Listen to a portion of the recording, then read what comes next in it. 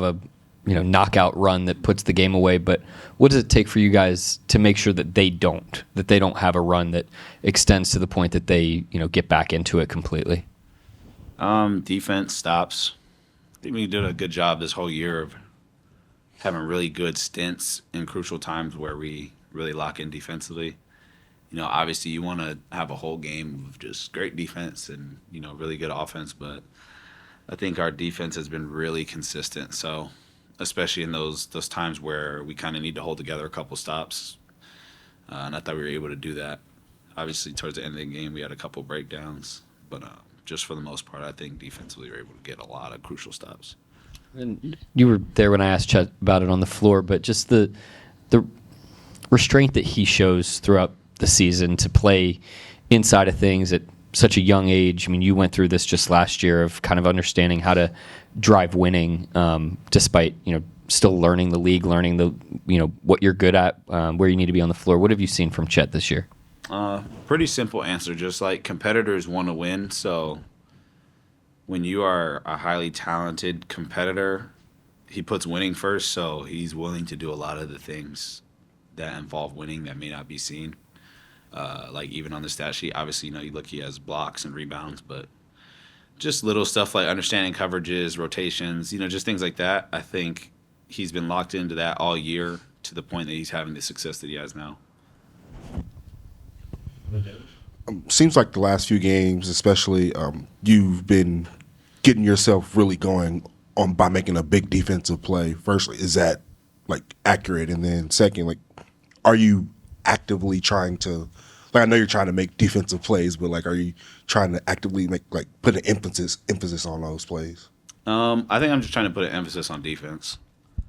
That's something that we're going to need kind of going forward, and I kind of want to be a lead on both ends of the floor. So it's really hard in an NBA game to be I'm gonna make a super play right now, but I think it's just more over the course of time doing the right thing over and over again, as hard as I can, and just competing. And sometimes that results in a big stop, and even to the other extreme, teams still might score. So I just try and go out there and be incredibly consistent defensively and kind of establish being a two-way player. You guys had 6 guys in double figures, but 3 guys score 20 or more points. Just what's it like out there to have that level of balance offensively for you guys? That's nice. I think when you have multiple threats on the floor, it makes it easier for everybody to kind of find their own way within the offense, and allows guys to be efficient and get good shots that they work on. I think I commend a lot of our teammates for repping out shots that they're going to see in the game, and then being able to kind of put that in play. So, but yeah, it just kind of opens up the floor. Everybody's trying to play with each other and make the right read. We may turn the ball over or have sticky stints where we don't move the ball, but everybody's trying to make the right play. We don't really have a lot of selfish plays, if any, during the game. So I think when we kind of stick to that, we're pretty good. The tight games in the fourth quarter, the one tonight with Memphis, how beneficial do you think that's going to be come playoff time? We kind of just shot ourselves. Yeah, we kind of just shot ourselves in the foot towards the end of the game. A couple turnovers that we shouldn't have had. I dribbled one off my foot at half court. But even then, I think just looking back at it now, even though it's only an hour after the game, I think it's also kind of good to have those experiences now, because it's just random adversity. Trying to close out a game, something that we haven't had all year, or well, I guess too often. So. Sometimes you are going to shoot yourself in the foot, and, we rarely have stuff like that. So it was good to kind of be in that situation to have to get stops and kind of close the game out. Quite a few times this year and last year, Shai has gone to you down the stretch in the fourth quarter instead of just taking over like most people would expect him to do. How much has that helped your development, especially this year with how well you've been in the fourth quarter? Yeah, I think it gave me a lot of confidence, especially because we were doing it early in the year. So now I'm just kind of playing off that confidence. When your best player allows me to kind of create my own shot and create for others down in crunch time, something I don't take for granted. I try and go out there and, make the right read. And but yeah, it just gave me a lot of confidence. I think when your best player is willing to get off the ball and kind of trust the rest of the team, not even myself. We had that big run early in the fourth quarter, and he was on the bench and everybody was hitting shots and we were getting a lot of defensive stops. I think just stuff like that gives everybody a lot of confidence on the floor to go out and make plays late game. Hanging around and keeping this game close, just all 48 minutes. Just what did it take down the stretch in particular for you guys to try to slam the door shut on this one? It took playing on both sides of the ball, between getting stops and rebounding the ball to making winning plays on the offensive end too. It didn't go our way the whole game or even down the stretch on both sides, but we put together enough plays. I've been wanting to ask you, just when it comes to blocking shots and protecting the rim, what goes into your decision making? Because it seems like you're able to kind of time out and pace things out so that you're able to get a block versus racking up fouls. It's just part of it's having a discipline, knowing that you're not going to block every single one, and sometimes they might even score, but just trying to make the right play over and over and being in the right position, and then having good discipline on defense, good hand discipline, putting your chest on guys, keeping them in front, things like that. You guys have seen Shea get trapped aggressively and doubled a lot. How much more comfortable are you now catching in that pocket area, making plays? You made the huge pass to Kaysen late to really slam the door. I'm definitely very comfortable. It's something that we've worked on, we've gotten better at, and we still have improvements to make, but we're starting to get better with that, as well as a lot of other things that we're seeing that were new or that aren't so new anymore. And when those things happen now, we're prepared for them. What's this like going through this? We're actually on the floor for the first time, and the marathon of the NBA season and all of the different things that you're encountering over the course of the year that you're making adjustments to, and you're not doing exactly what you were doing at the beginning of the year, but a lot of the principles still remain.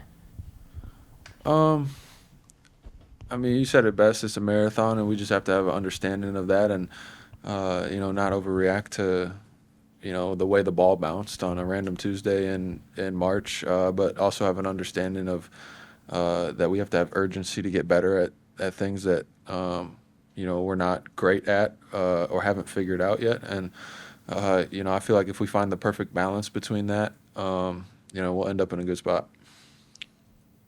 Chet, I know that there's plenty of games left, but this puts y'all in the top of the Western Conference. What does that mean at this point of the season?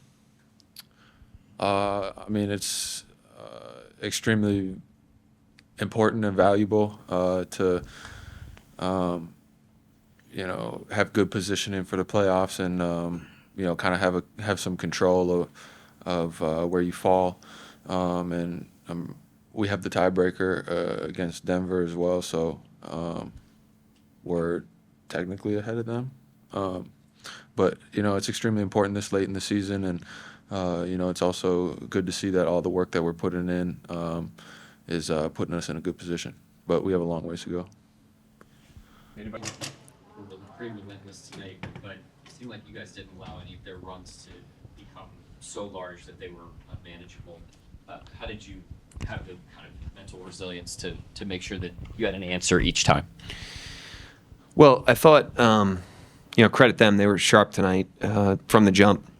We kind of paced with them in the first half because we made some jump shots, but it wasn't our best first half. I thought we came out of halftime in a good way, and then the end of the third quarter, that group really opened the game up for us. They came back at us, and then I thought middle of the fourth, we really dug in defensively especially. I thought we showed great intensity and played up to the level that the game required if we wanted to win it, and that was an impressive show of resilience, I thought. And the fast break points were heavily in your favor. When you all were able to get to that, how much did that dictate the way that this game went? Yeah, I thought it was defensive activity and rebounding that led to that. It continues to be something that's critical for us, is getting stops, securing the ball, whether it's a loose ball or a rebound, and then opening the court up and running. And, obviously that's been a huge part of our team to this point, and it was a big part of the game tonight. And I just wanted to ask you about Chet.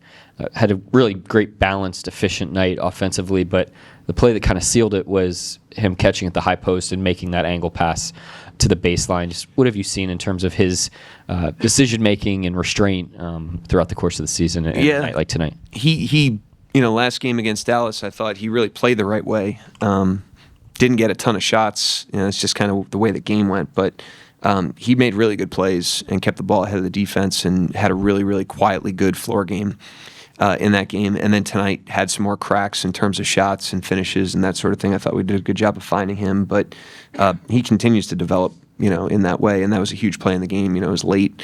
We're protecting a lead. They doubled Shea. He found the pocket and then made a really good read out of it. A follow-up on Chet. He's just one of 6 guys this season with more blocks than he has fouls total. And just as a rookie, just what does that say about him and his decision-making around the rim? I mean, obviously great length, but also, great timing and instincts and toughness. He leans into those plays. As we know, I didn't know that stat. That's a ridiculously impressive stat for someone that's, at the point of attack the way he is. He's guarding bigger guys every night. He's usually guarding 5s. He's got his nose in the play at the rim. So yeah, I mean, that's an incredibly impressive, feat to this point. And then just wanted to ask you about the final few minutes there and how Memphis was kind of able to just drag this game out and stretch it out. What are the lessons and kind of takeaways from that specific scenario tonight? Yeah, I mean, you got to slam the door on the game, and that's a combination of executing on defense and getting stops and rebounds, and then managing the clock, managing the game, which I thought we did pretty well tonight. I thought we got organized for the most part. Got a shot every time down, limited turnovers. We had a couple, but one of them was dead ball. Attacking the pressure, as Nick mentioned, with the double teams, and then end a game, side out of bounds, defense execution, having to get the ball in bounds. Those are all really good experiences for us, and obviously necessary for us to win the game tonight. Mark, you had dominated the previous 2 games. Obviously, they're playing at home. How much difference was there with Bain being in there tonight versus the way y'all played at home? Yeah, I mean they've dealt with significant injuries this year, but when they're whole or close to whole, like tonight, they're tough. And I thought he had great energy to start the game. Bain did. He obviously was ready to play and hit the ground running. I thought Jaren Jackson was really good tonight. I think plugging Gigi Jackson into what they're doing looked encouraging for them. Obviously he's had a lot of opportunity, but I thought he plugged in well tonight and diversified his attacks. They're a good team, and played with great energy tonight and, really tested us. We had to really go earn that win, especially in the second half. Anybody else? Go ahead, Daniel. And we got Daniel and Steve. Sorry. They were doubling Shea a little high today.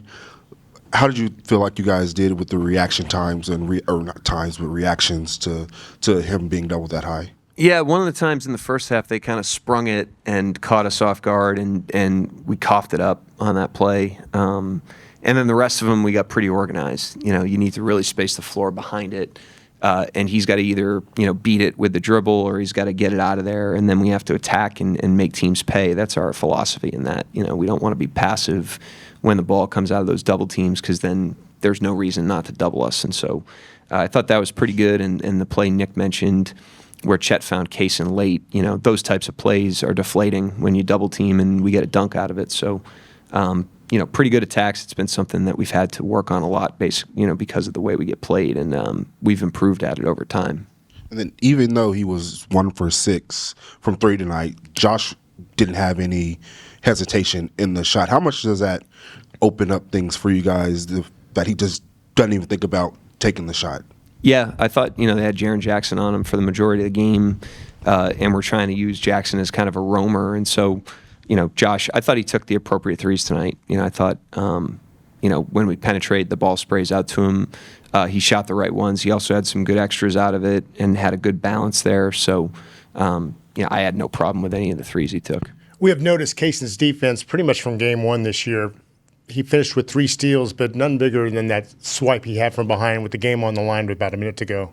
Yeah, he's got a great knack for, he's a ball hawk, and he gets his hands on deflections that are kind of unexpected. He'll get stuff from behind a guy or blocks, that you don't think he's going to get to, deflections. He's just a disruptive defender that's got great instincts that are only going to improve as he continues to learn the pictures. But I thought the way he competed tonight, was huge. He was a part of both of those runs that we had. He was part of the one at the end of the third, and then he was a part of us extending the lead back out in the fourth. And a lot of that had to do with how he was competing on the defensive end.